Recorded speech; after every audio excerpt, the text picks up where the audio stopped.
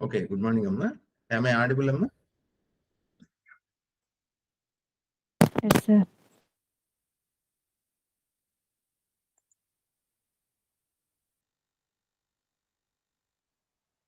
Okay.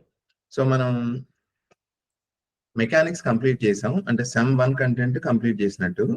Coming two sem 2, waves and oscillations. Okay. So waves and oscillations panoramic గా చెప్పాలంటే relative to mechanics. ఇంకా relativity మన brain లోంచి బయటకు వెళ్ళలేదు కదా. సో మనం ప్రతిదీ రిలేటివ్ గా చెప్తాం. ఓకే. సో మెకానిక్స్ తో కంపేర్ చేస్తే waves and oscillations is relatively easy. Okay. Mechanics అనేది ఫస్ట్ సెమ్ కంటెంట్ అయినప్పటికీ కూడా డెప్త్ ఎక్కువ అందులో. ఓకేనా? అంటే మనకి చాలా ఇంపార్టెంట్ టాపిక్స్ అన్ని కూడా స్పెషల్ థియరీ ఆఫ్ రిలేటివిటీ అవ్వచ్చు, సెంట్రల్ ఫోర్సెస్, ఇవన్నీ కూడా ఫస్ట్ సెమ్ లో ఉన్నాయి. Whereas coming to waves and oscillations ఎలా ఉంటాయి అంటే మనం సిమిలర్ గా ఉంటాయి చాప్టర్స్ అన్ని కూడా. ఓకేనా? So we can complete it early, కొంచెం తొందరగా కంప్లీట్ చేసేయచ్చు. Okay. So fundamentals of vibrations. Okay. Fundamentals of vibrations లో మనం first simple harmonic motion discuss చేయాలి. ఓకే. సింపుల్ హార్మోనిక్ మోషన్ అంటే సింపుల్ గా చెప్పాలంటే మీరు ఆల్రెడీ సింపుల్ హార్మోనిక్ మోషన్ లో మీరు ఆల్రెడీ దీని మీద ప్రాక్టికల్స్ చేశారు, అలాగే ఇంటర్మీడియట్ లో కూడా చదువుంటారు. చాలా బేసిక్ టాపిక్ ఇది, సింపుల్ హార్మోనిక్ మోషన్. మనం సింపుల్ పెండులమ్ ని ఎగ్జాంపుల్ గా తీసుకోవచ్చు కదా సింపుల్ హార్మోనిక్ మోషన్ కి.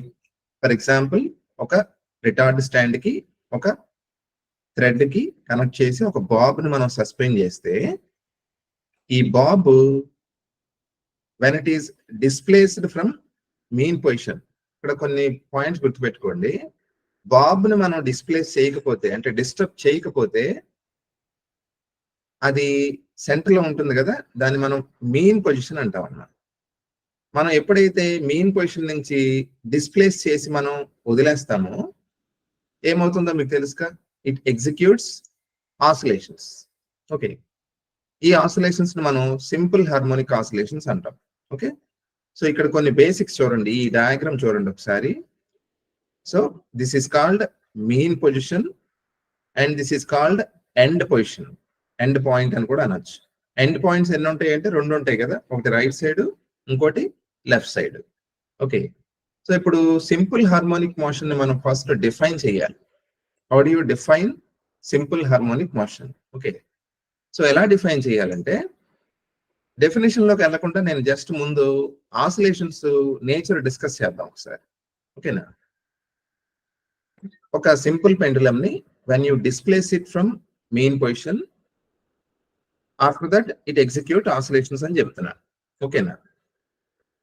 ఆసిలేషన్స్ ఎందుకు ఎగ్జిక్యూట్ చేస్తుంది? ఇప్పుడు నేను ఒక ప్రశ్న అడుగుతాను, చెప్పండి. మెయిన్ పొజిషన్ నుంచి డిస్ప్లేస్ చేసిన తర్వాత నువ్వు వదిలేస్తే కనుక అది మళ్ళీ మెయిన్ పొజిషన్ కి వచ్చేస్తుందిగా. వై?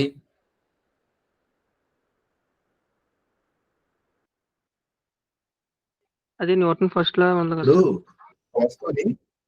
ఏమా చెప్పు వంశీ. న్యూటన్ ఫస్ట్ లా ప్రకారం మోసంలో ఉండదు, మోసంలో ఉండడానికి ట్రై చేస్తారు కదా. కాదు, ఇక్కడ మనం ఏం చేసామంటే రెస్ట్ లో ఉంది, నువ్వు అన్నట్టు కరెక్టే. మెయిన్ పొజిషన్ దగ్గర ఉంది బాబ్, దాన్ని మనం డిస్ప్లేస్ చేసి వదిలేసాం అంతే. That's all. వదిలేసిన తర్వాత instead of staying at the displaced position, it is returning to it's main position. So అలా మెయిన్ పొజిషన్ కి అది రిటర్న్ అవడానికి చెప్పమ్మా. సార్ యాంప్లిట్యూడ్ వల్ల అది ఎలా, అంటే ఆ ఫంక్షన్ జరుగుతుందని అంటున్నాను. యాంప్లిట్యూడ్ సింపుల్ ఎగ్జాంపుల్ ఒకసారి వినండి. నేను ఒక చాక్ పీస్ ఒక స్టోన్ తీసుకొని పైకి వర్టికల్ గా పైకి వేసాను. నేను వేసినప్పుడు గ్రాడ్యువల్ గా పైకి వెళ్ళి ఒక మాక్సిమం హైట్ ని రీచ్ అయ్యి మళ్ళీ అక్కడే ఉండిపోకుండా అది కిందకు వస్తుంది కదా ఆ రాయి. ఎందుకు వస్తుంది? గ్రావిటేషనల్ ఫోర్స్ అనేది దాన్ని, అఫ్ కోర్స్ నేను అదే చెప్తున్నాను చూడండి ఒకసారి. సో గ్రావిటేషనల్ ఫోర్స్ దాన్ని కిందకి లాగుతుంది కదా. సో సింపుల్ హార్మోనిక్ మోషన్ లో కూడా అంతేనమ్మా. మెయిన్ పొజిషన్ నుంచి డిస్ప్లేస్ చేసి వదిలేసిన తర్వాత why it is returning to the mean position అంటే, a force is acting on the bob to drag it towards the main position, and that force is what we call restoring force. దాన్ని ఈజీగా అర్థం చేసుకోవచ్చు. పేరులో restore అంటే ఏంటి? తన initial state, తన ఇప్పుడు సింపుల్ హార్మోనిక్ ఆసిలేటర్ కి తన హోమ్ ఏంటి, తన డిఫాల్ట్ అడ్రస్ ఏంటి, మీన్ పొజిషన్. మనం ఏం చేయకపోతే అది మీన్ పొజిషన్ లో ఉంటుంది. మనం డిస్ప్లేస్ చేసి పక్కకు తీసుకెళ్ళాం కాబట్టి మళ్ళీ తన ఇంటికి తను వచ్చేయడానికి, అంతే కదా, మళ్ళీ తన ఇంటికి తను వచ్చేయడానికి అది ప్రయత్నిస్తుంది. ఎందుకంటే సింపుల్ రెస్టోరింగ్ ఫోర్స్ పనిచేస్తుంది. సో రెస్టోరింగ్ ఫోర్స్ అంటే as the name rightly suggest, it is a force which acts on the simple pendulum in order to restore its to its mean position. Okay, so restoring force ఎలా ఉండాలంటే దానికి ఒక formula ఉంది, పైన చూడండి ఒకసారి.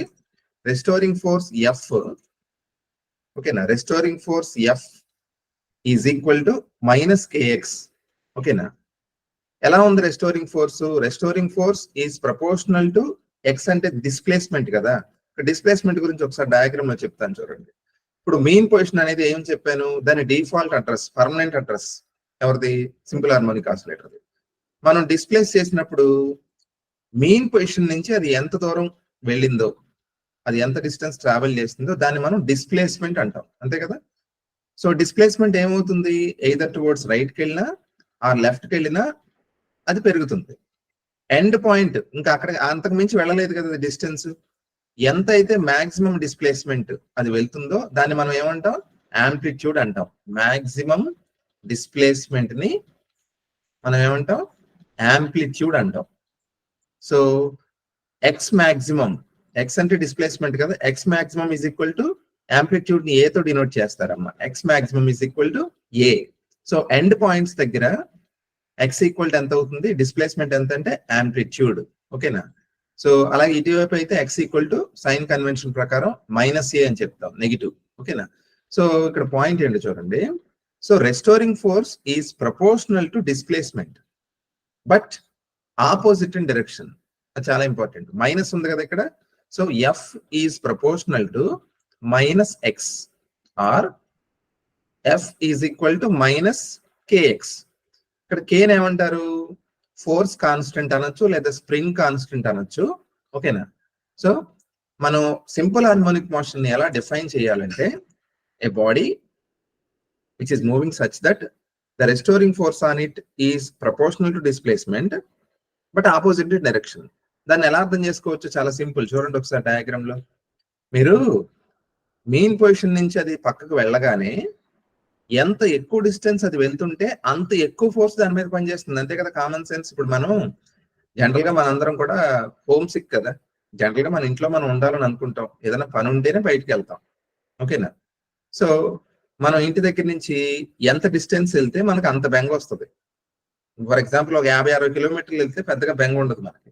అదే ఒక 150, 200, 500 దేశాలు దాటి వెళ్ళిపోయావు, అంతే బెంగ ఉంటుందా లేదా? ఉంటది. సో అలాగే మనం ఎంత డిస్ప్లేస్మెంట్ ఉంటే ఆసిలేటర్ది అంత రెస్టోరింగ్ ఫోర్స్ ఎక్కువ ఉంటుంది, దాన్ని మళ్ళీ వెనక్కి తీసుకొచ్చి మెయిన్ పొజిషన్ లో కూర్చోబెడతానికి. Okay, so restoring force is obviously proportional to displacement.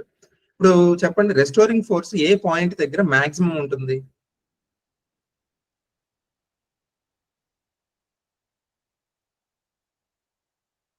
Oscillator మీద పనిచేసే రెస్టోరింగ్ ఫోర్స్ ఏ పాయింట్ దగ్గర మాక్సిమం ఉంటుంది? మెయిన్ పొజిషన్ దగ్గర, ఎండ్ పాయింట్ దగ్గర? అంతే కదా, ఎండ్ పాయింట్ దగ్గర మాక్సిమం డిస్ప్లేస్మెంట్. ఇంటి నుంచి చాలా దూరం వెళ్ళిపోయింది అది. సో రెస్టోరింగ్ ఫోర్స్ చాలా ఎక్కువ ఉంటుంది. కాకపోతే it is always oppositely directed కదా, అది కూడా కామన్ సెన్సే. ఇప్పుడు మనం ఇంటి నుంచి దూరంగా వెళ్ళినప్పుడు మన మీద పనిచేసే ఫోర్స్ ఎలా ఉంటుంది, మళ్ళీ మనల్ని ఇంటి వైపు తీసుకురావడానికి పనిచేస్తుంది తప్ప మళ్ళీ ఎంకరేజ్ చేసి ఎలా బయటకు వెళ్ళిపోవడానికి కాదు కదా. So F is proportional to X but opposite direction. అందే మనం ఏమంటాం, F is proportional to minus X అంటాం. ప్రపోర్షనాలిటీ తీస్తే కాన్స్టెంట్ కే వస్తుంది కదా. So K is nothing but force constant or spring constant. ఎవరైనా ఫోర్స్ కాన్స్టెంట్ కి యూనిట్స్ చెప్పండి అమ్మా, కే కి.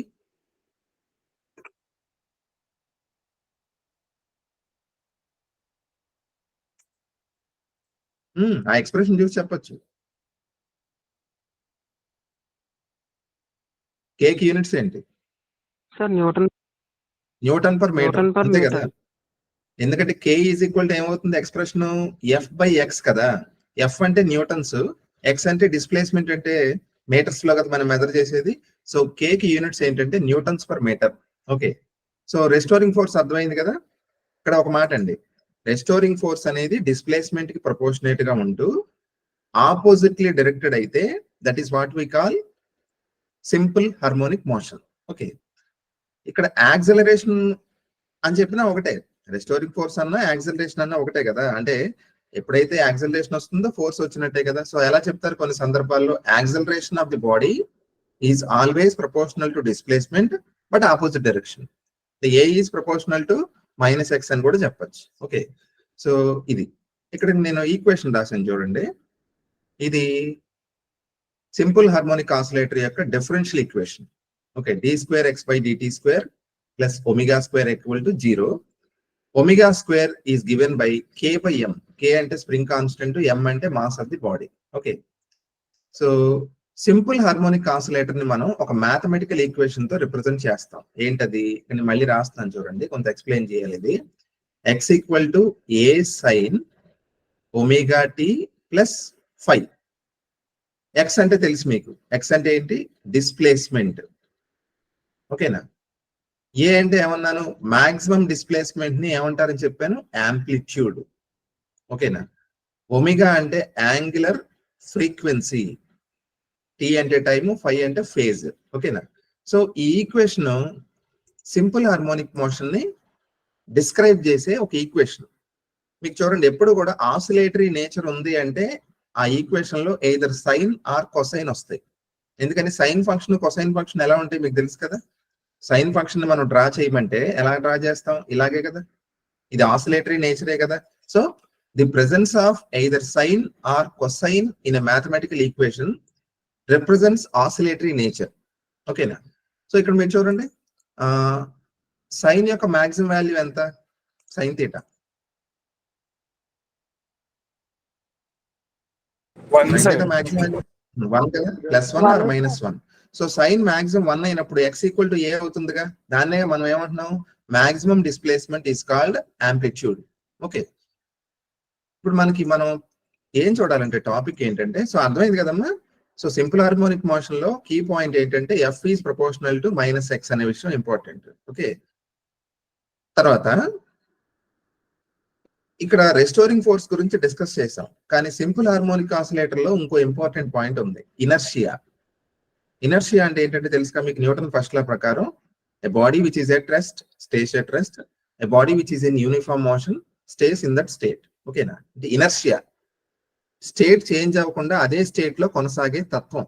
ఓకేనా, ఇనర్షియా కూడా కారణమే సింపుల్ హార్మోనిక్ మోషన్ కి. ఎందుకో తెలుసా, ఇప్పుడు మెయిన్ పొజిషన్ నుంచి డిస్ప్లేస్ అయిన బాబ్ ని నువ్వు ఎక్కడికి వెళ్ళొద్దు, దూరం వెళ్ళిపోవద్దు, మళ్ళీ నా దగ్గరికే ఇంటికి వచ్చేసేయి అని దాన్ని రెస్టోర్ చేసి మెయిన్ పొజిషన్ కి తీసుకురావడానికి కారణం ఎవరు, restoring force given by F = -kx. కానీ రెస్టోరింగ్ ఫోర్స్ వల్ల మెయిన్ పొజిషన్ కి వచ్చిన బాబు మళ్ళీ మెయిన్ పొజిషన్ దగ్గర ఆగకుండా అదర్ సైడ్ కి డిస్ప్లేస్ అవుతుందిగా, నెగిటివ్ సైడ్ కి. అలా ఎందుకు వెళ్తుంది, దానికి కారణం ఇనర్షియా. అంతే కదా, ఆల్రెడీ మూవ్మెంట్ లోకి వచ్చింది, మూవ్మెంట్ లో ఉన్నప్పుడు అదే మూవ్మెంట్ లో స్టేట్ లో కొనసాగాలనుకుంటుందిగా. సో అలాగే అంటే బస్ కి ఏదైనా సడన్ బ్రేక్ వేసినప్పుడు, కార్కో బస్ కో, మన అప్పర్ బాడీ ఏమవుతుంది, ముందుకు పడుతుంది. ఎందుకని, ఇనర్షియా వలన. Okay, so inertia and restoring force, these two are responsible for the simple harmonic motion. Okay, ఇప్పుడు మనం physical properties of simple harmonic motion చూడాలి. ఫిజికల్ ప్రాపర్టీస్ అంటే ఫిజికల్ క్యారెక్టరిస్టిక్స్, అంటే వెలాసిటీ ఎలా ఉంటుంది, యాక్సలరేషన్, ఓకేనా, తర్వాత టైం పీరియడ్, ఫ్రీక్వెన్సీ, ఇవన్నీ డిస్కస్ చేయాలి. చాలా ఈజీగా డిస్కస్ చేసుకోవచ్చు. ఎప్పుడు కూడా డిస్కస్ చేసేటప్పుడు 2 అప్రోచెస్ ఉంటాయి. ఒకటి ఫిజికల్ గా ఆలోచించడం, ఆసిలేటర్ ని ఊహించుకొని కామన్ సెన్స్ ప్రకారం ఆలోచించడం. రెండోది మ్యాథమెటికల్ గా ఆలోచించడం. రెండు ఒకే ఆన్సర్ వస్తాయి. ఓకేనా, సో చూడండి, ఫస్ట్ మనం డిస్ప్లేస్మెంట్ అంటే అర్థమైందిగా. ఫస్ట్ ప్రాపర్టీ అదే, డిస్ప్లేస్మెంట్ ఆఫ్ ఆసిలేటర్ ఫార్ములా ఏంటి చెప్పండి, x =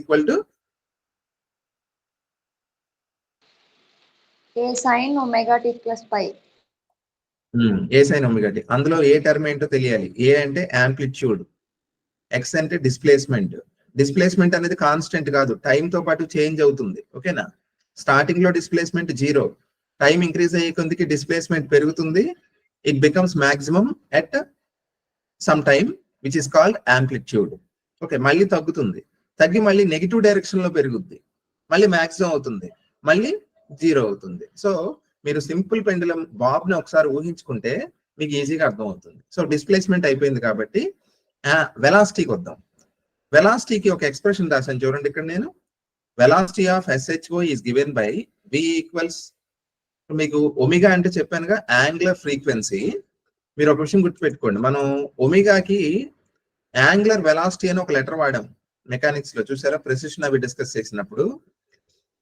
సర్క్యులర్ మోషన్ లో అయితే యాంగులర్ వెలాసిటీ అన్న యాంగులర్ ఫ్రీక్వెన్సీ అన్న ఒకటే, కానీ ఇది సర్క్యులర్ మోషన్ కాదు కదా, సింపుల్ హార్మోనిక్ మోషన్. ఇందులో యాంగులర్ వెలాసిటీ వేరు, యాంగులర్ ఫ్రీక్వెన్సీ వేరు. ఇక్కడ మనం రాసిన ఈక్వేషన్ లో రాసిన omega, it is angular frequency, not angular velocity. Okay, so angular frequency వేరు, మళ్ళీ ఫ్రీక్వెన్సీ వేరు చెప్తాను. యాంగులర్ ఫ్రీక్వెన్సీ వేరు, ఫ్రీక్వెన్సీ వేరు, ఇప్పుడు వస్తాయి, ప్రాపర్టీస్ లో వస్తాయి. ఓకేనా? సో వెలాసిటీ ఎలా ఉంటుందంటే, ఇప్పుడు నేను కామన్ సెన్స్ తో అడుగుతాను, చెప్పండి, ఈక్వేషన్ ప్రకారం కాదు. ఒకసారి బాబు ఆసిలేట్ అవుతున్నట్టు ఊహించుకోండి బ్రెయిన్ లో. ఆసిలేట్ అవుతున్నప్పుడు వెలాసిటీ సింపుల్ పెండల్ ఉంది, ఎక్కడ ఎక్కువ ఉంటుంది, ఎక్కడ తక్కువ ఉంటుంది? మెయిన్ పొజిషన్ దగ్గర ఎక్కువ ఉంటుంది sir, very good. End point దగ్గర తక్కువ కాదు, 0 అయిపోతుంది, అంతేగా? ఎందుకంటే మీరు ఎలా ఊహించుకోవచ్చు, సింపుల్ పెండులం ని ఒక వర్టికల్ గా ఒక రాయిని పైకి వేస్తే దాని మూమెంట్, సింపుల్ పెండులం మూమెంట్ ఒకటే. మనం ఒక రాయిని పైకి వేసినప్పుడు పైకి వెళ్లే కొందికి దాని వెలాసిటీ ఏమవుతుంది? డిక్రీజ్ అవుతుంది. డిక్రీజ్ అయ్యి ఒక పాయింట్ దగ్గర వెలాసిటీ 0 అవుతుంది. వెలాసిటీ 0 అవబట్టే కదా అది అక్కడ ఆగిపోయి కిందకు వస్తుంది, అంతేగా? సో వెలాసిటీ ఏమవుతుంది? పైకి వెళ్లే కిందకి తగ్గి 0 అయ్యి మళ్ళీ కిందకు వస్తున్నప్పుడు వెలాసిటీ ఏమవుద్ది? పెరుగుద్ది. సో కామన్ సెన్స్ ఇది. ఆసిలేటర్ కూడా ఇలా పైకి వెళ్తున్నప్పుడు, ఓకేనా, అంటే మెయిన్ పొజిషన్ నుంచి దూరంగా వెళ్తున్నప్పుడు it's velocity gradually decreases and becomes 0 at the end point. ఓకేనా? సో వెలాసిటీ ఎలా ఉంటుందంటే ఎండ్ పాయింట్ దగ్గర 0, మెయిన్ పొజిషన్ దగ్గర మాక్సిమం ఉంటుంది. ఓకే, సో దాన్ని మనం మ్యాథమెటికల్ గా కూడా చూడొచ్చు. చూడండి, మ్యాథమెటికల్ గా వెలాసిటీకి ఎక్స్ప్రెషన్ ఏం రాశాను నేను ఇక్కడ? ఒమేగా రూట్ a² - x² అని రాశాను. ఇప్పుడు మెయిన్ పొజిషన్ దగ్గర x ఎంత?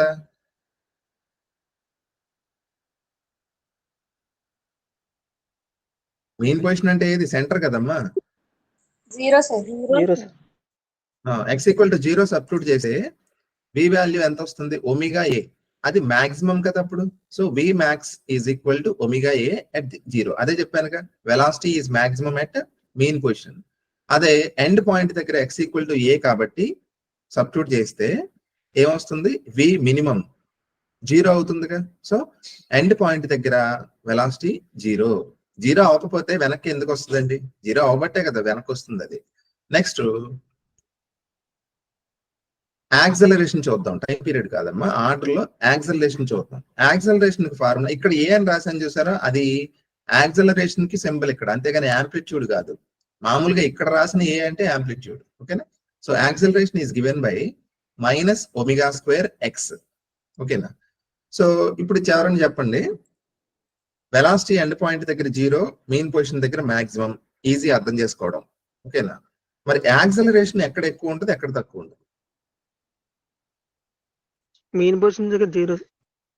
మెయిన్ పొజిషన్ దగ్గర యాక్సలరేషన్ 0, ఎండ్ పాయింట్ దగ్గర యాక్సలరేషన్ ఎక్కువ ఉంటుంది. అంటే యాక్సలరేషన్ అనొచ్చు, డిసలరేషన్ అనొచ్చు. ఓకేనా? దాన్ని ఎలా అర్థం చేసుకోవచ్చు చెప్పనా? సింపుల్. యాక్సలరేషన్ అంటే ఏంటి? Rate of change of velocity. Okay, వెలాసిటీలో వచ్చిన చేంజ్ యాక్సలరేషన్ అంటే. సో మెయిన్ పొజిషన్ దగ్గర ఉన్నప్పుడు చాలా స్పీడ్ గా మూవ్ అవుతుంది కదా, అది స్పీడ్ గా మూవ్ అవుతుంది కానీ వెలాసిటీలో చేంజ్ ఉండదు. సో మెయిన్ పొజిషన్ దగ్గర వెలాసిటీలో చేంజ్ లేదు కాబట్టి యాక్సలరేషన్ 0. కానీ మెయిన్ పొజిషన్ నుంచి అది అలా మూవ్ అవుతున్నప్పుడు టువర్డ్స్ రైట్ సైడ్ స్లో అవుతుందని చెప్పానుగా, గ్రాడ్యువల్ గా దాని వెలాసిటీ తగ్గిపోతుంది.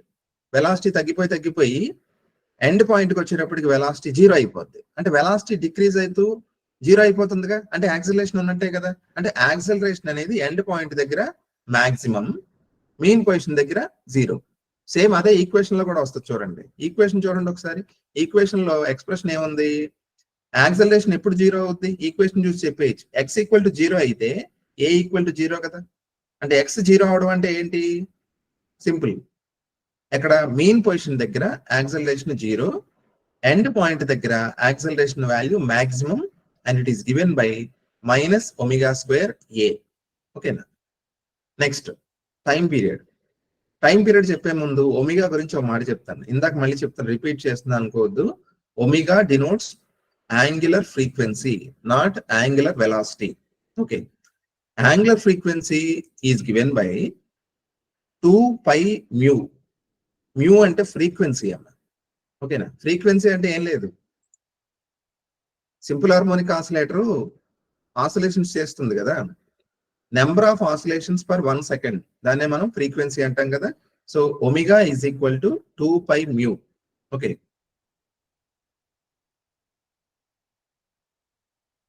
సో ఇప్పుడు omega is equal to 2 pi mu. Time period ఎలా వస్తుంది అంటే, టైం పీరియడ్ అంటే క్యాపిటల్ టీ కదా. టైం పీరియడ్ అంటే ఏం లేదు, the time taken for 1 oscillation.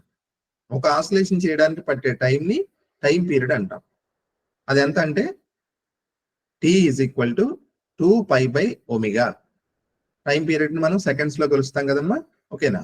ఎవరన్నా నాకు యాంగులర్ ఫ్రీక్వెన్సీకి యూనిట్స్ చెప్పండి.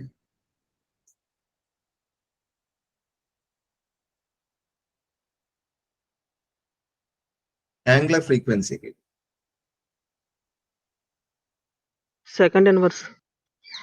ఇంకో మిస్ అవుతుంది, ఒక టర్మ్ ఉంటుందమ్మా. సెకండ్ ఇన్వర్స్ కరెక్టే. ఎలా చెప్పొచ్చో చెప్పనా. Omega is equal to 2 pi mu కదా. 2 పై, పై అంటే రేడియన్స్ కదా. సో మ్యూ అంటే నువ్వు అన్నట్టు సెకండ్ ఇన్వర్స్. సో ఒమేగాకి యూనిట్స్ ఏంటో తెలుసా, రేడియన్స్ పర్ సెకండ్. ఓకేనా.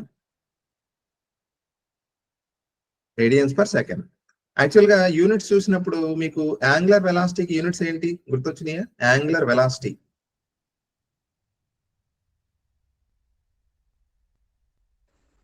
మనం radian per second sir.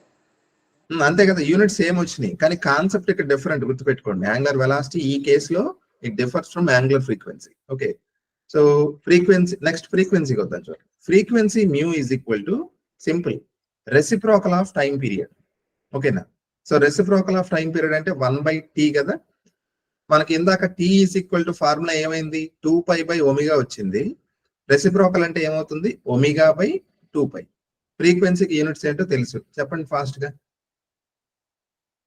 Hedge sir. Second per radian. Hertz కదా, ఫ్రీక్వెన్సీకి units hertz. Next energy discussion చేద్దాం. Energy, simple harmonic oscillator oscillate అవుతుంది కదా. సో ఆసిలేట్ అవుతున్నప్పుడు it is bound to have energy. అది 2 types, kinetic, potential. Total energy of the simple harmonic oscillator ఎంత అంటే E equals ½ m omega square a square. ఓకేనా. దీన్ని ఇంకోలా రాసుకోవచ్చు అమ్మా, E is equal to ½ k a square అని కూడా రాసుకోవచ్చు అమ్మా. ఎందుకంటే నేను ఏం చెప్పాను ఇందాక, omega square equal to k by m అన్నాను, గుర్తుందా. So k is equal to ఎంత, m omega square. So ½ m omega square a square అన్నా ½ k a స్క్వేర్ అన్నా ఒకటే. ఓకేనా. ఇక్కడ మనకి ఏది ఇంపార్టెంట్ అంటే చూడండి, energy of oscillator is directly proportional to square of amplitude. Amplitude యొక్క స్క్వేర్ మీద డిపెండ్ అవుతుంది ఎనర్జీ. ఇప్పుడు నేను చూడండి, యాంప్లిట్యూడ్ కనుక నేను డబల్ చేశాను, ఎనర్జీ ఏమవుతుంది,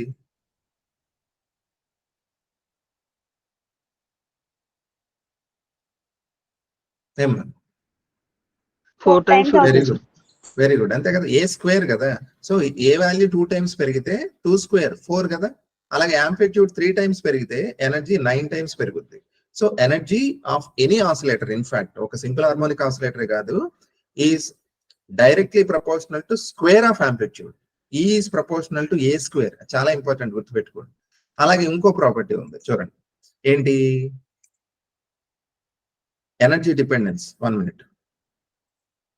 E is proportional to a square, అర్థమైంది కదా.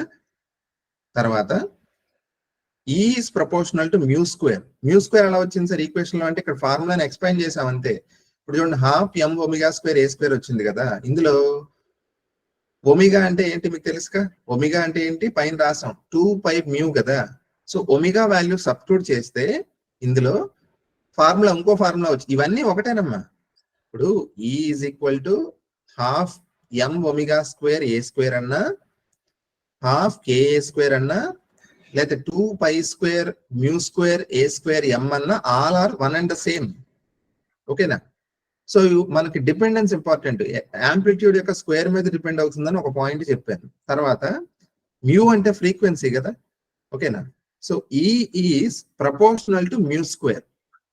సో ఫ్రీక్వెన్సీ డబుల్ అయింది అనుకోండి, అప్పుడు కూడా ఎనర్జీ క్వాడ్రపుల్ అవుతుంది, అంటే 4 times పెరుగుతుంది. Okay, so is proportional to mu square. Next kinetic energy, potential energy విడిగా రాసాం. పొటెన్షియల్ ఎనర్జీ ఫార్ములా చూడండి, ½ m omega square x square, A square కాదు, ఎక్స్ అంటే డిస్ప్లేస్మెంట్. కైనటిక్ ఎనర్జీ ఏంటంటే ½ m omega square A square minus x square. Simple pendulum energy kinetic potential చూస్తే నాకు ఏమనిపిస్తుంది అంటే, ఇప్పుడు మామూలుగా పిల్లలు ఆడుకునే పార్క్ లో ఆ ఇన్స్ట్రుమెంట్ ఏమంటారు నాకు ఐడియా లేదు, ఇలాంటి ఒక బార్ ఉంటుంది, ఒక పిల్లోడు ఇటు కూర్చుంటాడు కదా, ఆ పిల్లోడు ఇలా దిగ్గానే అదర్ సైడ్ ఇటు వెళ్తుంది. నెక్స్ట్ ఆసిలేషన్ ఎలా వస్తుంది, ఇలా వస్తుంది. ఓకేనా? So kinetic energy potential energy కూడా సేమ్ అలాగే బిహేవ్ చేస్తాయి. కైనటిక్ ఎనర్జీ తగ్గితే పొటెన్షియల్ ఎనర్జీ పెరుగుద్ది, పొటెన్షియల్ ఎనర్జీ తగ్గితే కైనటిక్ ఎనర్జీ పెరుగుద్ది. రెండిటి యొక్క టోటల్ మాత్రం కాన్స్టెంట్. అది ఎంత అంటే పైన రాసాం, ½ m omega square A square. So చూడండి, పొటెన్షియల్ ఎనర్జీ ఫార్ములా చూస్తే మీకు ఈజీగా అర్థం అవుతుంది. నేను ఇప్పుడు చెప్పండి కామన్ సెన్స్ ప్రకారం, పొటెన్షియల్ ఎనర్జీ ఆసిలేటర్ది మీన్ పొజిషన్ దగ్గర ఎంత? ఫార్ములా చూసి చెప్పండి. 0 అంతే కదా. మీన్ పొజిషన్ దగ్గర x ఈక్వల్ టు 0 కదా, 0 కాబట్టి PE ఈక్వల్ టు ఎంత? 0. సో మీన్ పొజిషన్ దగ్గర పొటెన్షియల్ ఎనర్జీ 0 కాబట్టి మీన్ పొజిషన్ దగ్గర కైనటిక్ ఎనర్జీ మాక్సిమం అవుతుంది. అది కరెక్టేగా, ఇందాక మనం అనుకున్నాం ఏంటి, మీన్ పొజిషన్ దగ్గర వెలాసిటీ ఎక్కువ ఉంటుందని చెప్పాను. వెలాసిటీ ఎక్కువ ఉంటప్పుడు కైనటిక్ ఎనర్జీ ఎక్కువే కదా. ఓకేనా? సో మీన్ పొజిషన్ దగ్గర kinetic energy maximum, potential energy minimum. Minimum అంటే 0. ఎండ్ పాయింట్ లో రివర్స్ లో ఉంటది. ఎండ్ పాయింట్ కట్టేటప్పటికి వెలాసిటీ ఎంత అవుతుంది ఆసిలేటర్ది?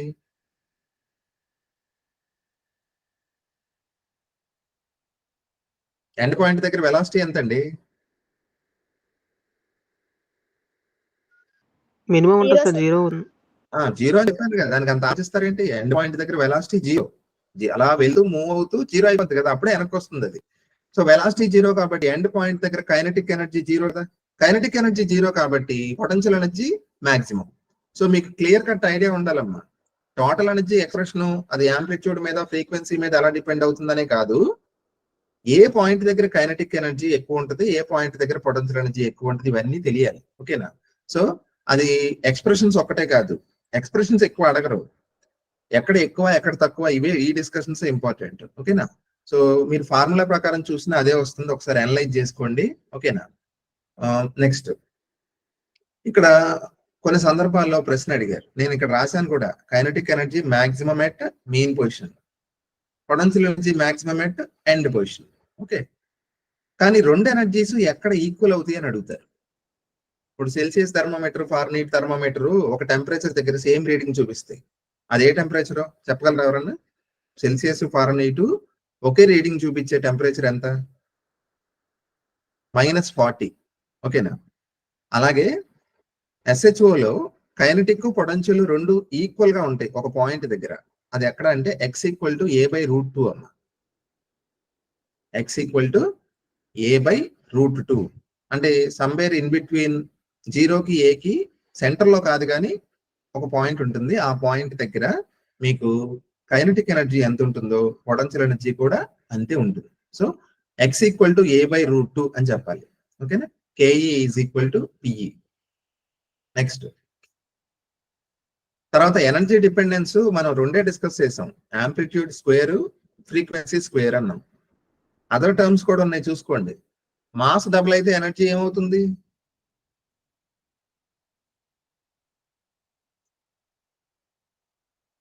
మాస్ కనుక డబుల్ అయితే 4 times అవుతుంది. 4 times అవదమ్మా. అక్కడ ఫార్ములా చూడండి, డబుల్ అవుతుంది, 4 times అవదు. 2π² n² a² m కదా, స్క్వేర్ కాదు, అక్కడ m కి స్క్వేర్ లేదు. స్క్వేర్ ఉంటే ఆ రిలేషన్ ఉంటుంది, అంతేకాని స్క్వేర్ లేదు కదా. అందుకే ఈక్వేషన్ ఉన్నప్పుడు దాన్ని అనలైజ్ చేయడం రావాలమ్మా. డిపెండెన్స్ తెలియాలి మెయిన్. ఈ డిపెండెన్స్ ని బట్టి ఎక్కువ బిట్లు వస్తాయి. ఎగ్జాక్ట్ ఎక్స్ప్రెషన్ మనకు తెలిసినా తెలియకపోయినా ఫ్రీక్వెన్సీ స్క్వేరా లేకపోతే క్యూబా లేకపోతే డైరెక్ట్లీ ప్రపోర్షనల్ ఇవన్నీ తెలియాలి. ఓకే, సో తర్వాత స్ప్రింగ్ మాస్ సిస్టమ్ అనేది మీకు తెలుసు, it is an example for SHO, simple harmonic motion కి ఒక ఎగ్జాంపుల్ కదా spring mass system. So spring mass system కి ఫ్రీక్వెన్సీ ఎంత అంటే 1/2π√, K అంటే తెలుసు మీకు spring constant, capital M plus small m/3. ఇక్కడ 2 Mలు ఉన్నాయి. క్యాపిటల్ M అంటే మనం స్ప్రింగ్ మాస్ సిస్టమ్ లో స్ప్రింగ్ కి కొంత వెయిట్ వేస్తాం కదా, ఒక 100 grams ఎంతో సమ్ వెయిట్ వేస్తాం కదా, అది క్యాపిటల్ M. స్మాల్ m అంటే mass of the spring, spring mass కూడా లెక్కలోకి తీసుకోవాలి కదా, సో M అంటే mass of the spring. Spring mass లో 1/3 మాత్రమే కౌంట్ అవుతుంది అన్న. ఓకేనా, టైం పీరియడ్ ఎలా వస్తుందని చెప్పాను, time period is nothing but reciprocal off frequency. అలాగే ఇంకోలా అనొచ్చు, ఇందాక చెప్పింది frequency is nothing but reciprocal of time period. ఒకదానికొకటి ఎలా ఉంటాయి, ఇవి ఇన్వర్స్ గా ఉంటాయి. సో టైం పీరియడ్ ఏమవుతుందంటే ఈ ఫార్ములాకి రెసిప్రోకల్ రాస్తే 2π√m + m/3/k కదా, సో ఇది టైం పీరియడ్. ఓకేనా, so next principle of superposition అని ఒకటి ఉంది, అది ఏం చెప్తుందంటే ఇప్పుడు ఒక సింపుల్ హార్మోనిక్ ఆసిలేటర్ కాకుండా మల్టిపుల్ సింపుల్ హార్మోనిక్ ఆసిలేటర్స్ ఉన్నాయనుకోండి, రిజల్టెంట్ డిస్ప్లేస్మెంట్ ఎంత అవుద్దంటే simple, y = y1 + y2 + y3 and so on. ఓకేనా, ఇక్కడ ఈ 3 పాయింట్స్ చూడండి ఒకసారి. Waves of same frequency moving in same direction, దానివల్ల వచ్చేది ఇంటర్ఫీరెన్స్. ఓకేనా, సేమ్ ఫ్రీక్వెన్సీ ఉండి సేమ్ డైరెక్షన్ లో మూవ్ అవుతున్నప్పుడు అలాంటి వేవ్స్ సూపర్ ఇంపోజ్ అయితే దే ప్రొడ్యూస్ ఇంటర్ఫీరెన్స్. తర్వాత బీట్స్ అనే కాన్సెప్ట్ ఉంటుంది, తెలుసు కదా. బీట్స్ అంటే ఏం లేదు, మనం ట్యూనింగ్ ఫోక్ తో చేయొచ్చు ప్రాక్టికల్. 2 ట్యూనింగ్ ఫోక్స్ తీసుకొని ప్రతి ట్యూనింగ్ ఫోక్ కి ఒక స్పెసిఫైడ్ ఫ్రీక్వెన్సీ ఉంటుందిగా, 256 అని 512 అని దాని మీద నెంబర్ వేసి ఉంటుంది.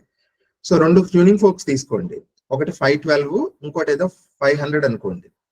రెండింటిని ఒకేసారి మనం ఎగ్జైట్ చేయించినప్పుడు ఏమవుతుంది, బీట్స్ ప్రొడ్యూస్ అవుతాయి. బీట్స్ అంటే ఏంటి, సౌండ్ మాక్సిమం మినిమం, అంటే waxing and waning of sound అంటాం, that is called beats. Okay, beats ఎప్పుడు వస్తాయి అంటే 2 waves of slightly different frequencies, same frequency కాదు, slightly different frequencies produce beats. ఆ బీట్స్ యొక్క ఫ్రీక్వెన్సీ ఎంత ఉంటుందని దానికన్నా ఒక ఫార్ములా ఉంది, సింపుల్, N1 - N2. ఇప్పుడు నేను చెప్పిన ఎగ్జాంపుల్లో ఒకటి 512 ఇంకోటి 500 అయితే వచ్చే బీట్స్ ఫ్రీక్వెన్సీ ఎంత అంటే డిఫరెన్స్ సింపుల్ 12 అనమాట. ఓకే, నెక్స్ట్ స్టేషనరీ వేవ్స్ అంటాను చూడండి. Waves of same frequency moving in opposite direction వల్ల వచ్చేవి ఏంటి, స్టేషనరీ వేవ్స్. ఓకేనా, సో జస్ట్ ఊరినే ఒక పాయింట్ లా గుర్తుపెట్టుకుంటారని ఇచ్చాను. నెక్స్ట్ ఎలాగో వీటి గురించి మనం డిస్కస్ చేస్తాం.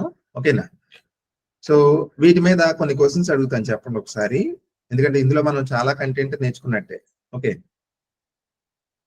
మీరు సిన్సియర్ గా మొబైల్ చూడకుండా నేను అడిగిన దాన్ని విని చెప్పండి. ఓకేనా, simple harmonic oscillator kinetic energy ఎక్కడ మాక్సిమం అవుతుంది? Main position sir. Very good. Potential energy maximum ఎక్కడ అవుతుంది? ఎండ్ పాయింట్ దగ్గర. ఏ పాయింట్ ఈక్వల్ అవుతాయి? A/√2 దగ్గర సార్. Very good. తర్వాత యాంగులర్ ఫ్రీక్వెన్సీకి యూనిట్స్ ఏంటి? Radian per radian radian per second. Okay. తర్వాత velocity of simple harmonic oscillator minimum అయ్యేది ఎక్కడ? ఎండ్ పాయింట్ ఎండ్ దగ్గర sir. Point. End point sir. Very good, end point దగ్గర. అది మెయిన్ పొజిషన్ దగ్గర మాక్సిమం ఉంటుంది. సో యాక్సలరేషన్ ఎక్కడ మినిమం?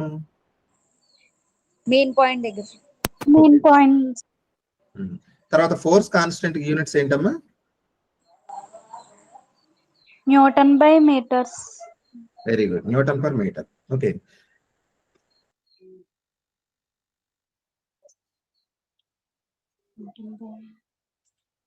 తర్వాత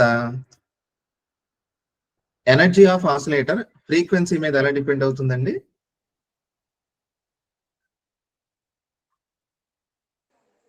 proportional to sir. Proportional to అని చెప్తే సరిపోదమ్మా, proportional to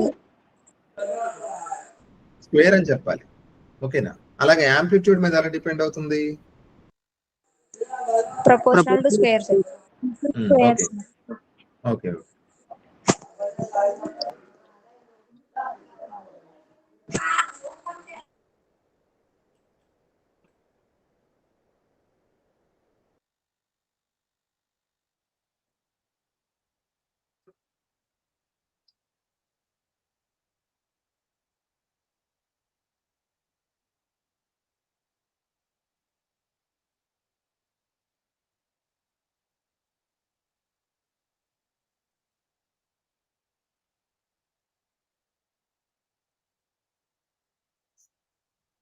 okay, fundamentals of vibrations లో ఇంకా మిగిలిన టాపిక్ లిసజోస్ ఫిగర్స్ అన్నమాట.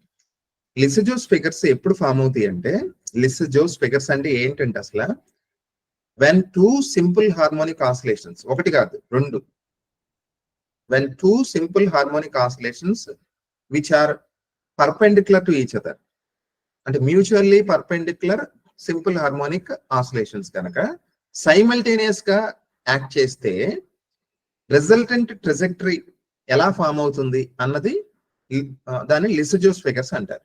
ఓకేనా, అర్థమైంది కదా? సో మ్యూచువల్లీ పర్పెండిక్యులర్, ఇక్కడ నోట్ చేస్తాను. ఒకటి ఫస్ట్ పాయింట్ ఏంటి, మ్యూచువల్లీ పర్పెండిక్యులర్. ఏంటవి? సింపుల్ హార్మోనిక్ వైబ్రేషన్స్ గనక సైమల్టేనియస్ గా యాక్ట్ చేస్తే, అంటే ఒక x ఈక్వల్ టు ఇంకోటి y ఈక్వల్ టు అని ఉంటాయి. అలా ఉన్నప్పుడు ఆ రెండు యాక్ట్ చేస్తే రిజల్టెంట్ పాత్ మనకి ఎలా వస్తుంది అనేది లిసజోస్ ఫిగర్స్ చెప్తాయి. కాకపోతే ఆ కంబైన్ అయ్యే సింపుల్ హార్మోనిక్ ఆసిలేషన్స్ ఫ్రీక్వెన్సీస్ ఎలా ఉండొచ్చు అంటే ఎలా అయినా ఉండొచ్చు. ఓకేనా, ఫర్ ఎగ్జాంపుల్ ఇక్కడ నేను రాసింది ఫస్ట్ సేమ్ ఫ్రీక్వెన్సీ, అంటే 1:1 రేషియోలో ఫ్రీక్వెన్సీ, అంటే సేమ్ ఫ్రీక్వెన్సీ ఉన్న రెండు simple harmonic oscillations mutually perpendicular, when they act simultaneously resultant shapes ఎలా ఫామ్ అవుతాయి అన్నది లిసజోస్ ఫిగర్స్ ఎలా ఉంటాయి అంటే ఇక్కడ డయాగ్రామ్ వేసాను చూడండి. ఇక్కడ పాయింట్ ఏంటంటే, మీకు సిఆర్ఓతో మీరు ప్రాక్టికల్ చేసి ఉంటే కనుక ఇది చాలా ఈజీగా అర్థం అవుతుంది. క్యాథోడ్ రే ఆసిలోస్కోప్ అని ప్రాక్టికల్ ఉంది లిసజోస్ ఫిగర్స్ కి ఫస్ట్ సెమ్ లో. అందులో మనం ఏం చేస్తామంటే రెండు సిగ్నల్ జనరేటర్స్ తీసుకొని ఒక దాంట్లో 50 హెచ్ పెట్టి ఇంకో దాంట్లో 50 హెచ్ పెట్టి మనం చూస్తే కనుక ఒక సర్కిల్ వస్తుంది. ఒక సర్కిల్ కానీ లైట్ గా మూవ్ అవుతున్న ఎలిప్స్ వస్తుంది, ఆబ్లిక్ ఎలిప్స్ వస్తుంది. 50-100 పెడితే 1:2, 150 పెడితే 1:3. సో మనం ఫ్రీక్వెన్సీస్ మార్చుకుంటూ రేషియోని ఫామ్ అయ్యే షేప్స్ ని మనం గీస్తాం. ఓకేనా, సో ఆ ప్రాక్టికల్ చేసి ఉంటే కనుక మీకు చాలా ఈజీగా అర్థమవుతుంది ఈ టాపిక్. ఓకేనా, కొన్ని టాపిక్స్ ఏంటంటే మనం చేస్తే తప్ప అర్థం కావాలి. ఓకేనా, అసలు ఈ ఫిగర్ ఎలా ఫామ్ అవుతుందో ఒకసారి సిఆర్ వాళ్ళు చూస్తేనే తెలుస్తుంది. ఓకేనా, సో చూడండి, మనకి లిసజోస్ ఫిగర్స్ ఫర్ 1:1 కేస్ సేమ్ ఫ్రీక్వెన్సీకి ఎలా వస్తాయి అంటే, ఇప్పుడు ఫై అంటే నేను ఇందాక చెప్పాను కదా, x equal to A sine, మనం రాసాం కదా ఏ sine omega T plus phi లో ఫై అంటే ఏం చెప్పాను నేను, ఫేజ్ అని చెప్పాను కదా. ఈ ఫేజ్ డిఫరెన్స్ ని బట్టి ఫామ్ అయ్యే లిసజోస్ ఫిగర్ మారుతుంది. 0 degrees అన్నప్పుడు ఒక స్ట్రైట్ లైన్, 45 degrees అయితే ఒక ఆబ్లిక్ ఎలిప్స్, 5/2 అయితే అఫ్ కోర్స్ ఆబ్లిక్ ఎలిప్స్ కాదు ఎలిప్స్. ఓకేనా, అలాగే 135 degrees 3π/4 అయితే ఆబ్లిక్ ఎలిప్సే, కాకపోతే వేరే డైరెక్షన్ లో ఉంటుంది. ఇది కూడా మళ్ళీ 180 degrees అయితే మళ్ళీ ఏంటి, స్ట్రైట్ లైన్. ఓకేనా, 180తో ఎందుకు ఆపాము, 180 తర్వాత మళ్ళీ ఎంత అయినా మళ్ళీ సేమ్ రిపీట్ అవుతాయి, వాల్యూస్ పీరియాడిక్ గా ఉంటాయి కదా. సో ఇక్కడ ఎలిప్స్ వచ్చింది కదమ్మా, సర్కిల్ వచ్చే ఛాన్స్ ఎప్పుడు ఉంటుంది అంటే సింపుల్ 90 degrees ఉన్నప్పుడు ఎలిప్స్ వచ్చింది కదా. ఒకవేళ ఆ రెండు simple harmonic oscillations amplitudes equal గా ఉన్నాయి అనుకోండి, ఏ ఈక్వల్ టు బి అయితే అప్పుడు ఏమవుతుంది, సింపుల్ సర్కిల్ ఫామ్ అవుతుంది. ఓకేనా, సో సర్కిల్ ఎప్పుడు ఫామ్ అవుతుందని, లేదా ఆబ్లిక్ ఎలిప్స్ ఎప్పుడు వస్తుంది, స్ట్రైట్ లైన్ ఎప్పుడు వస్తుంది అనేది గుర్తుపెట్టుకోవాలి. మీరు ఎలా గుర్తుపెట్టుకుంటారంటే 0 degrees కానీ 180 degrees కానీ అయితే స్ట్రైట్ లైన్ వస్తుంది, 35 degrees కానీ 125 degrees కానీ అయితే ఆబ్లిక్ ఎలిప్స్లు వస్తాయి. అదే 90 degrees అయితే either ellipse or circle, depending on the fact that whether the amplitudes are equal or not. Unequal గా ఉంటే యాంప్లిట్యూడ్ ఎలిప్స్ వస్తుంది, ఈక్వల్ గా అయితే మనకి ఏమొస్తుంది, సర్కిల్ వస్తుంది. ఓకే, ఇవి లిసజోస్ ఫిగర్స్ యొక్క షేప్స్ అన్నమాట. ఇప్పుడు ఫ్రీక్వెన్సీస్ నేను ఏం చెప్పాను ఇందాక, ఆ రెండు mutually perpendicular simple harmonic vibrations same frequency ఉండాల్సిన అవసరం లేదు. 1:2 ఉండొచ్చు, 1:3 ఉండొచ్చు, ఎలా ఉండొచ్చు. ఓకేనా, మనకు సిలబస్ లో 1:2 పెట్టారనుకోండి, అంటే ఒకదాని ఫ్రీక్వెన్సీకి రెండోది డబల్ ఉంది, అప్పుడు ఫామ్ అయ్యే షేప్ 8 షేప్ ఫామ్ అవుతుంది అన్నమాట. 8. ఇక్కడ ఒక పాయింట్ అని చూడండి, ఈక్వేషన్ రాశాను ఇక్కడ, nx/ny is equal to ly/lx. ఓకేనా, nx అంటే x డైరెక్షన్ లో ఉన్న ఆసిలేటర్ యొక్క ఫ్రీక్వెన్సీ, ny అంటే y డైరెక్షన్ లో ఉన్న ఫ్రీక్వెన్సీ, అంటే ఇది ఫ్రీక్వెన్సీ రేషియో. ఇది ఫ్రీక్వెన్సీ రేషియో దేని మీద డిపెండ్ అవుతుందంటే, L అంటే లూప్స్ అమ్మ, నెంబర్ ఆఫ్ లూప్స్ y లో, నెంబర్ ఆఫ్ లూప్స్ x లో, ly/lx కి ఈక్వల్ అవుతుంది. ఓకేనా, సో ఎలా అంటే చెప్తాను చూడండి, ఇప్పుడు nx 1 ny 2 అనుకోండి, ఓకేనా? అప్పుడు మీకు ఏమవుతుందంటే ఫామ్ అయ్యే షేపు చూడండి, NX1 కదా, ఫర్ ఎగ్జాంపుల్ ఇలా ఫామ్ అయింది అనుకోండి షేపు. ఓకేనా? ఇలా ఫామ్ అయితే మనం X డైరెక్షన్ లో ఒక లైన్ గీస్తే, అంటే ఇలాగే కదా గీయాల్సింది, అది ఎన్ని లూప్స్ ని కట్ చేస్తుంది చెప్పండి ఎవరన్నా?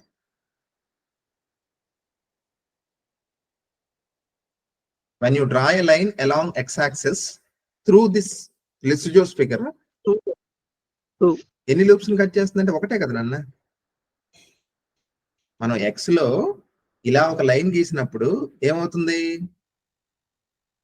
ఒకటే కదా కట్ అవుతుంది. ఈ లూప్ ఒకటే కదా కట్ అయ్యేది, ఇది కట్ అవట్లా. అదే ఇంకో చోట గీస్తే ఇది కట్ అవుతుంది. సో NX ఈక్వల్ టు ఎంత? NX ఈక్వల్ టు ఎంత అంటే 1. అవునా? Y అంటే ఎలాగా, మళ్ళీ ఇదే ఇక్కడ గీసాను చూడండి, 8 షేప్ ఫామ్ అయింది లిస్టిజోస్ ఫిగర్. NY ఎలా కనుక్కుంటాం? సింపుల్, Y డైరెక్షన్ లో ఒక లైన్ కనుక మనం గీస్తే అది ఎన్ని లూప్స్ ని కట్ చేస్తుంది చూడండి? 2 సార్. 2 కదా, అంటే NY ఈజ్ ఈక్వల్ టు ఎంత? 2. ఇప్పుడు మీరు చూడండి, NX by NY is equal to ఏమని చెప్పాను నేను? LY బై LX కదా. ఇక్కడ ఇది వెరిఫై అవుతుందా లేదా? NX అంటే ఎంత? 1. NY ఎంత? 2. LY ఎంత ఫామ్ అయింది? LY ఎంత? 2. LX ఎంత? 1. ఇక్కడ ఎందుకు వెరిఫై అవ్వలేదు తెలుసా? నేను డయాగ్రామ్ ఇలా గీయకూడదు. ఎలా గీయాలి చూడండి, ఇలా గీయాలి నేను డయాగ్రామ్. ఓకేనా? మీకు 1:2 రేషియోలో అంటే NX1 NY2 తీసుకున్నప్పుడు ఫామ్ అయ్యే ఫిగర్ ఎలా ఉంటుంది అంటే ఇలా ఉంటుంది. ఓకేనా? ఇలా ఉన్నప్పుడు చూడండి, అప్పుడు ఏమవుతుంది, ఫర్ ఎగ్జాంపుల్ ఇలా గీసాం, ఇలా గీసినప్పుడు 2 లూప్స్ కట్ అవుతున్నాయి కదా. So NX is equal to ఎంత? 2. వర్టికల్ గా లైన్ గీసినప్పుడు NY కదా, NY ఈజ్ ఈక్వల్ టు ఎంత? 1. సో అప్పుడు ఏమవుతుంది చూడండి, వెరిఫై అవుతుందా లేదా? NX బై NY అంటే 1/2 is equal to LY by LX. LY అంటే ఎంత అనుకున్నాం? LY అంటే 1, LX అంటే 2. సో ఈ రేషియో ఎప్పుడు కూడా కాన్స్టెంట్ గా ఉంటుంది అన్న, రెసిప్రోకల్ ఇన్వర్స్ లో ఉంటుంది. NX by NY is equal to LY by LX. ఓకేనా? సో ఆ లూప్స్ కౌంట్ చేసే పద్ధతి రావాలి. ఈ లూప్స్ ఈ డిస్కషన్ అంతా అక్కర్లేదు సార్. 1:2 లో ఏ షేప్ వస్తుందంటే 8 షేప్ వస్తుంది. అది పడుకోబెట్టిన 8 నిలబెట్టిన 8 అనేది 1:2 లేదా 2:1 దాన్ని బట్టి డిపెండ్ అవుతుంది. ఓకేనా? ఇప్పుడు నేను ఇంకోటి అడుగుతాను, మీరు చెప్పండి ఒకసారి అరేంజ్ చేసి అడుగుతాను.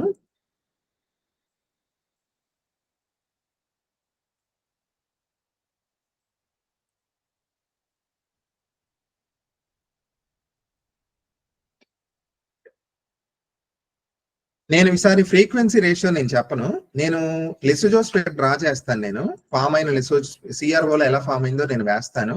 దాన్ని బట్టి మీరు ఫ్రీక్వెన్సీ రేషియో అంటే NX బై NY చెప్పాలి. ఓకేనా?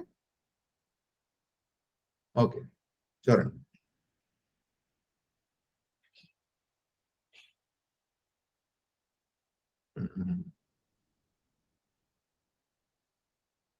ఇలా ఫామ్ అయిందండి. అది కొంచెం పర్ఫెక్ట్ గా వేయలేకపోయాను కానీ ఇలా ఫామ్ అయింది. ఇలా ఉన్న లిసోజోస్ ఫిగర్ కి NX బై NY ఎంతో చెప్పండి నాకు. NX బై NY తెలియాలంటే LY LX వాల్యూస్ తెలియాలిగా. LX ఎంతో చెప్పండి ఎవరన్నా, ఈ ఫిగర్ కి LX ఎంత? 3 సార్. LY ఎంత? 1. తెలిసిపోతుంది కదా చూస్తే. LX అంటే ఇది, అంటే 3 లూప్స్ కట్ అవుతున్నాయి. LY అంటే Y లో ఒక లూపే కట్ అవుతుంది. సో NX బై NY కి ఫార్ములా ఏంటి? LY బై LX కదా. LY ఎంత? 1, LX ఎంత? 3. అంటే మనకి ఎలాంటి సింపుల్ హార్మోనిక్ ఆసిలేషన్స్ కలిస్తే ఇది ఫామ్ అయ్యి ఉంటది? 1:3 రేషియోలో జరుగుంటే ఇలా ఫామ్ అయ్యి ఉంటది. ఓకేనా? సో మనకి ఇదమ్మా theory. So by counting the number of loops along X and Y axis we can determine the frequency ratio. ఓకేనా? ఇదే లిసోజోస్ ఫిగర్స్ అంటే అనాలిసిస్. ఇప్పుడు నేను చేసింది సింపుల్ కేసులో 1:2, 2:1, 1:3, 2:3, 3:4 అలా కూడా తీసుకోవచ్చు. ఓకేనా? సో ఇది లిసోజోస్ ఫిగర్స్. ఓకేనా? బీట్స్ ఫ్రీక్వెన్సీ ఎందాక చెప్పానుగా, N1 మైనస్ N2 అది మామూలే. ఓకేనా? సో లిసోజోస్ ఫిగర్స్ గురించి ఒకసారి చూడండి డెప్త్ లో. ఇంకా ఏమైనా డౌట్స్ ఉంటే మళ్ళీ డిస్కస్ చేద్దాం. సో ఇది ఫండమెంటల్స్ ఆఫ్ వైబ్రేషన్స్ అన్నమాట, ఒక చాప్టర్ అయ్యింది. నెక్స్ట్ డాంప్డ్ ఫోర్స్డ్ వైబ్రేషన్స్ మనం నెక్స్ట్ సెషన్ లో డిస్కస్ చేస్తాం. అది ఆల్మోస్ట్ సింపుల్ హార్మోనిక్ మోషన్ లాగే ఉంటుంది, ఏం తేడా ఉండదు, కొన్ని చేంజెస్ వస్తాయి. ఓకేనా? సో ముందు నేను చెప్పినట్టుగా వేవ్స్ అండ్ ఆసిలేషన్స్ అనేవి రిలేటివ్ గా ఈజీ టాపిక్. కొంచెం జాగ్రత్తగా ఎప్పటికప్పుడు చదువుకుంటే మీరు ఈజీగా గుర్తుపెట్టుకోవచ్చు, పెద్ద విషయం అయితే కాదు. ఓకేనా? సో నేను ఇక్కడ స్టాప్ చేస్తున్నాను. ఈ మెటీరియల్ PDF మీకు ఇప్పుడు గ్రూప్ లో షేర్ చేస్తాను. షేర్ చేసిన తర్వాత దాని ప్రింట్అవుట్ తీసుకోండి, ఒక హార్డ్ కాపీ దగ్గర పెట్టుకోండి ఖచ్చితంగా. ఓకేనా? పెట్టుకొని దాన్ని బేస్ చేసుకొని ఇంకా అడిషనల్ గా ప్రిపేర్ అవ్వండి. ఓకేనా? సో నేను